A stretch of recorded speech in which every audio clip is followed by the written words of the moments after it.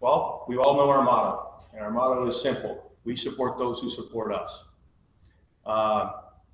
Throughout this process, I think, well, I'll speak for Local 31. We're finding the challenge internally to listen to our members and hear what they want and their needs, and to make sure that we tailor it about the organization.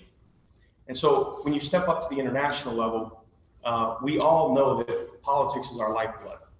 So we need to be involved. We need to take a position, and we're not going to win them all. But it's important that we get out and participate. So we need to take a tough decision, and we need to make, in my opinion, we need to make a move. Because there's those who do and those who watch what happens. And we can't watch and sit by. We need to exercise our fire pack. We need to put it to work. We need to get our brand out there, and we need to try and get somebody elected that will support our issues. Okay.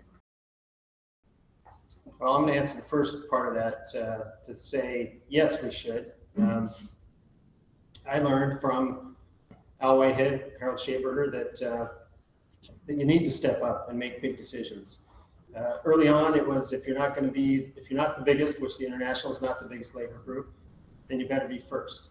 So we're not first anymore, and we're certainly not the biggest, but our name has a lot of cachet to it. So I think, yes, we need to step up and endorse. Now, the process we go through to make that happen is talking to our members. So at this point, we're going to be with two candidates eventually here. And it's very likely it's two candidates are Hillary Clinton and Donald Trump. So, I think where we're going to end up is Hillary Clinton. So if that's where we end up, I say we should endorse her.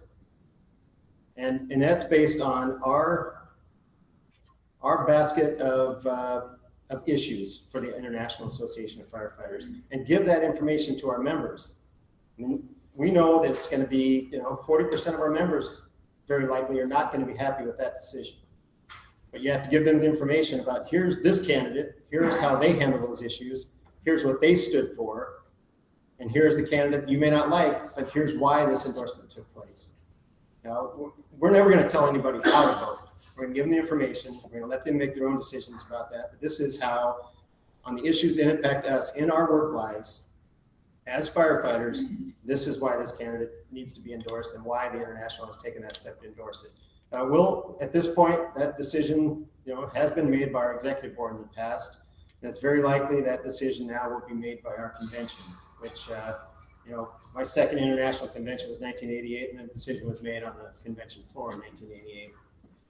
So, we can do that again if the board is divided and there isn't enough, there isn't a vote to do that, then it'll come to the convention floor. But I support our board making a recommendation to our membership. Great. And my recommendation is Clinton.